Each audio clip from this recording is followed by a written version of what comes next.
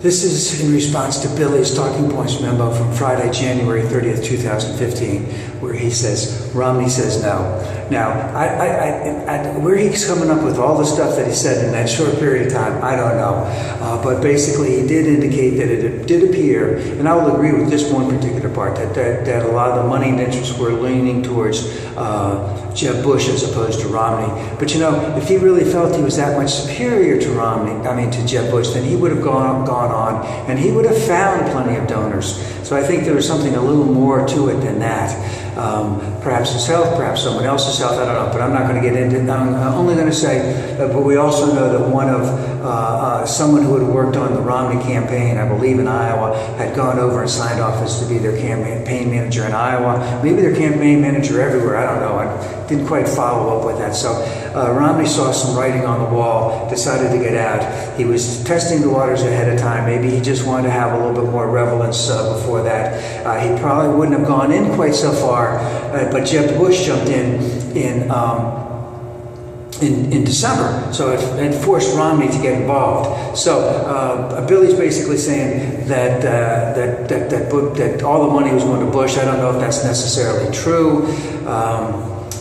And then he goes back into replaying the old election, and I'm really not sure where Billy's coming around this, because he was trying to say that 2 weeks before the election Romney was leading, and then he goes to a host of litany things about why he lost, and that is he didn't do well in the last debate. Well, that happens. That Hurricane Sandy dominated and he was nowhere to be seen. Maybe he was being seen in a lot of places because he did not stop his campaign, but at the same time all the coverage was going to Obama and was going to that fat guy, Chris Christie. Could you imagine? I mean, if Chris Christie wins, I know he's lost about 100 pounds, but he was fat when he was compared to Obama. And if you look at that's the two as a striking contrast. Who would you want to have the leaders of the free world? You know, a tall, thin, handsome man, you know, some big fat slob, you know.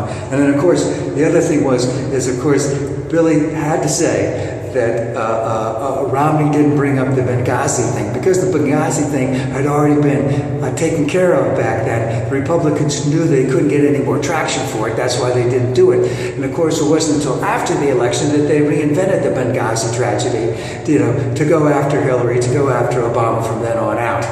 And of course, Billy makes the outlandish claim that he didn't think that Mitt Romney really wanted to be president. Now, you know, that shows what kind of a person Billy is. You see, what's going on here is he's throwing Romney under the bus, basically saying he didn't win the election because he wasn't good enough. He didn't want to be president. He didn't want to bring up Benghazi. He couldn't get his name on television during Hurricane Sandy. He stunk in the debate.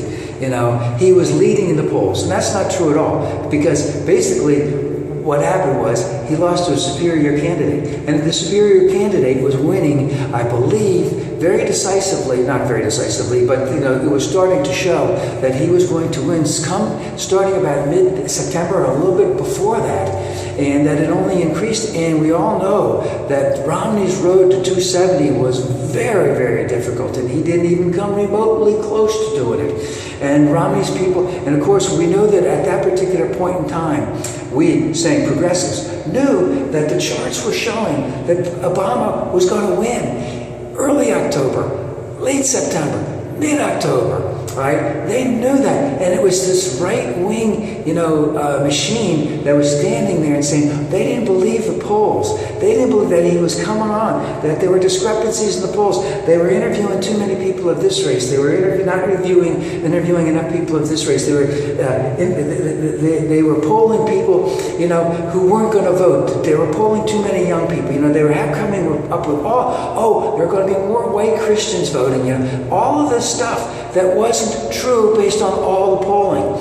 So you see, he's saying that Romney didn't really want to win, but he was not conceding that he lost to a superior candidate and was way behind from the whole time out. And then he goes into who might also be, who could possibly be the president based now on the fact that Romney's out. Looks like Jeb Bush is up. Didn't see. I don't know. I don't even know if Chris Christie was in there. Walker was number 9 out of 3 or 4 others. Huckabee still. He said some strange things over the weekend. But Billy is basically indicating that, with Romney out, now there's a chance for someone to come in, someone good to come in. He's indicated that Hillary will be a formidable candidate if she decides to run.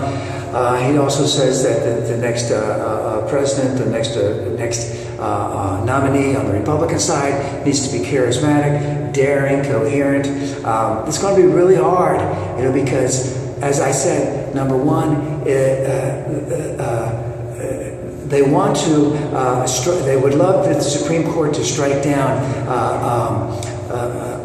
gay marriage. No, approve of gay marriage, because then they don't have to defend it. And of course, now we're hearing that yes, they are going to have to